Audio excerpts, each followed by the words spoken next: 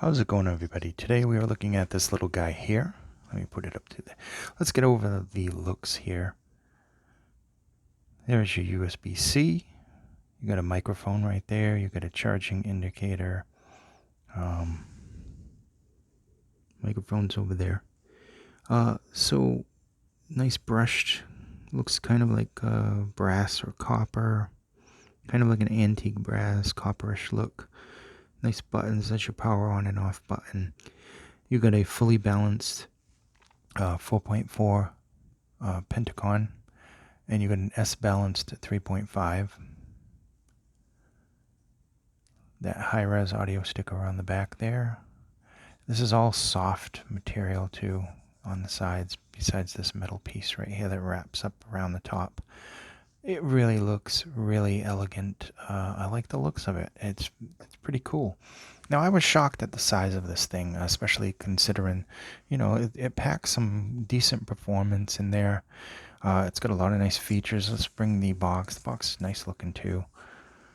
Here's some of the features right here if you want to stop and just read this. I'll put it just like this, and then we'll put it a little bit closer so you can see all the different things. So balanced puts out 245 milliwatts at 32 ohms. It's 5.6 volts at 600 ohms. It puts out 165 milliwatts unbalanced at 32 ohms, 2.8 volts at 600 ohms. Frequency response is 20 to 45 kilohertz, minus 3 decibels. The battery is a 450 milliamp battery. It says approximately 10 hours of time. I would say somewhere around there, somewhere around maybe 9-10 hours of time. I didn't actually time it. I was just enjoying the music so much. I just love the way this thing sounds. So the charging, the weight is 26 grams. It has a warranty of 12 months. There's a ton of features on here. This one has the advanced Bluetooth module from Qualcomm. It is the QCC 5100 chipset. Handles every format, HD formats, you name it. You have AAC, which for some reason I call ACC sometimes, and I apologize for that, but I don't know why I do it. SBC aptX, aptX HD, aptX Adaptive, aptX XLL, aptX LL, which is low latency, LDAC, LDAC, LHDC, and HWA. It has the Bluetooth 5.1.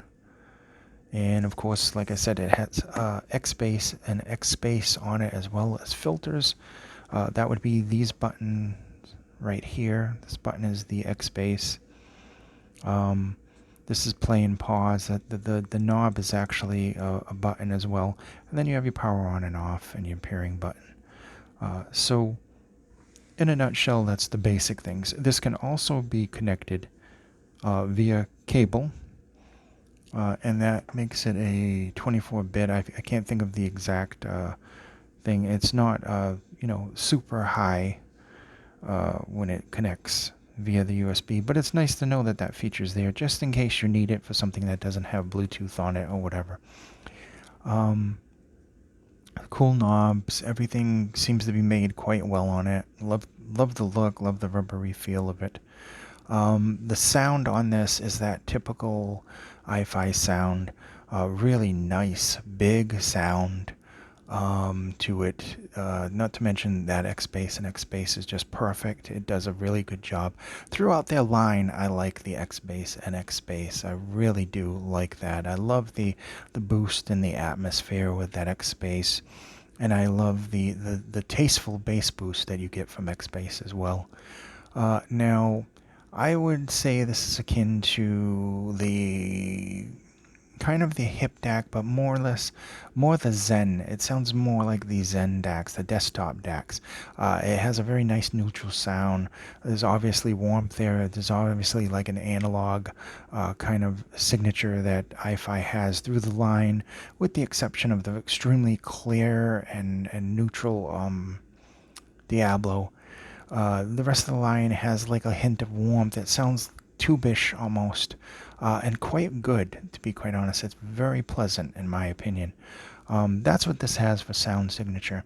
Now, of course, we've gone over the specs. It has decent power. It powered the headphones that I had quite well.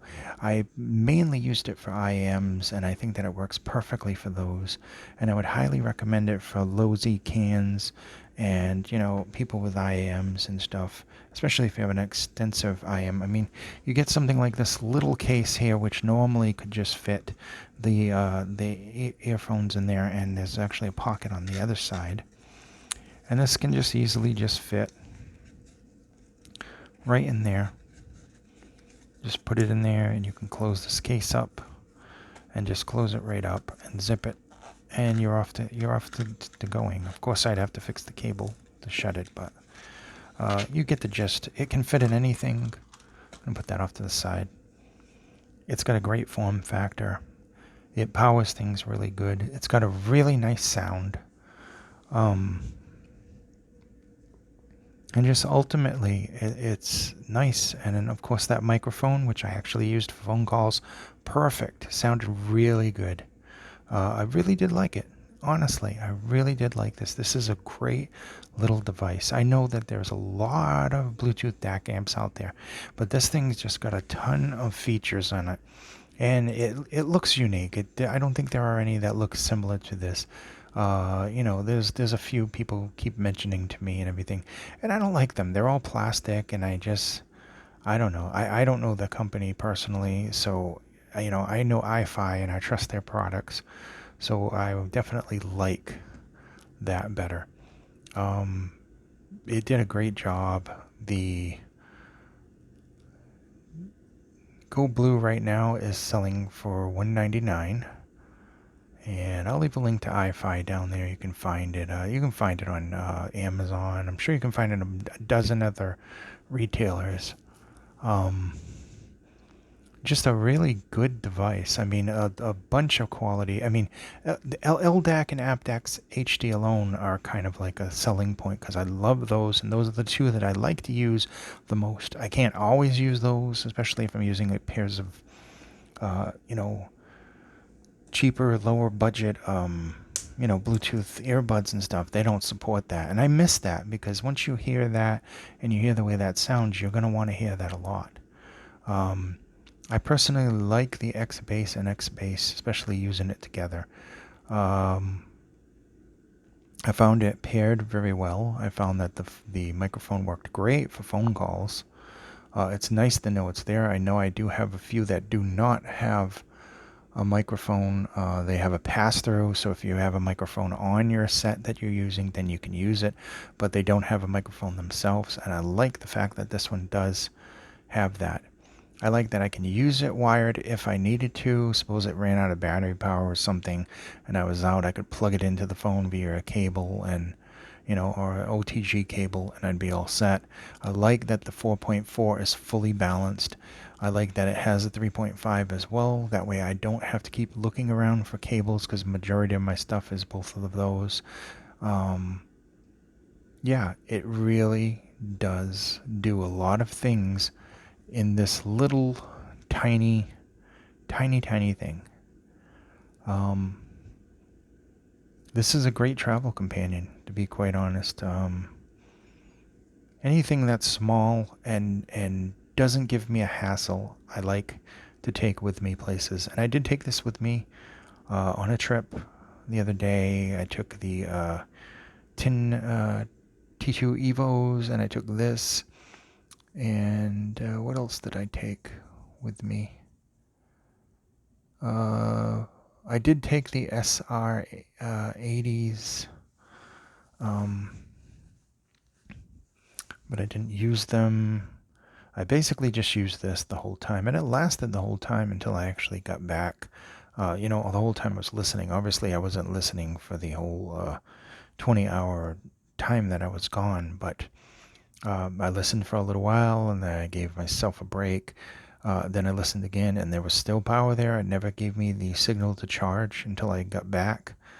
Um, so it did a decent job overall for everything that I've tested it with. It's got a really nice big sound to it. It's kind of neutral-ish warmth, kind of analog.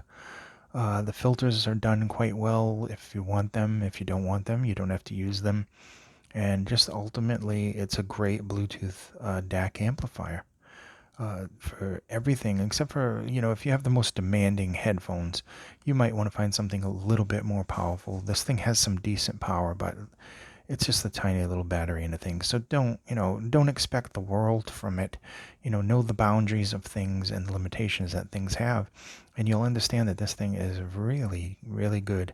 This is probably one of the coolest ones that I've used so far.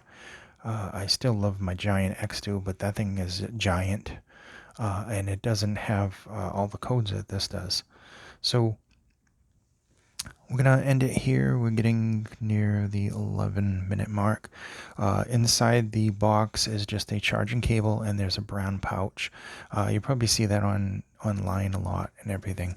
The box is nice. It tells you the different things. There's your X base and X space, and some of the different codes there, and the different things that it does.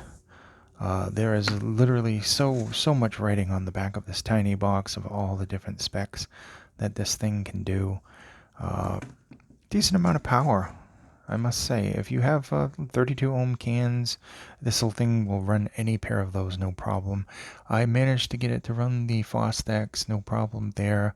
Obviously, you're not going to blow your ears off with them, but because those things are power hungry, but it did a good job of powering them as well.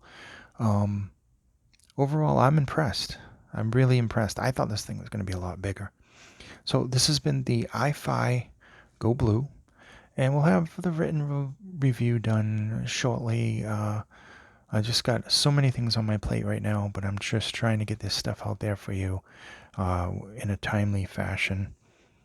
The iFi Go Blue is a Bluetooth DAC amplifier that can be used wired as well. That is excellent for your travel bag because it doesn't take up a lot of space. This thing can actually fit in a little pouch with the IEMs of your choice and just go to town. Listen to the music all you want. Pop on that X bass. If you got a really flat sounding pair and you want a little bit more bass, it's good to know there. If you got a pair that has a narrower soundstage, you want to pop up the soundstage just a little bit, you got that X bass there as well. It's nice to know it's got a lot of nice features and options to it. So honestly, thank you so much for tuning in. I hope this was informative to you, and I will see you somewhere out on the internet. Please be safe.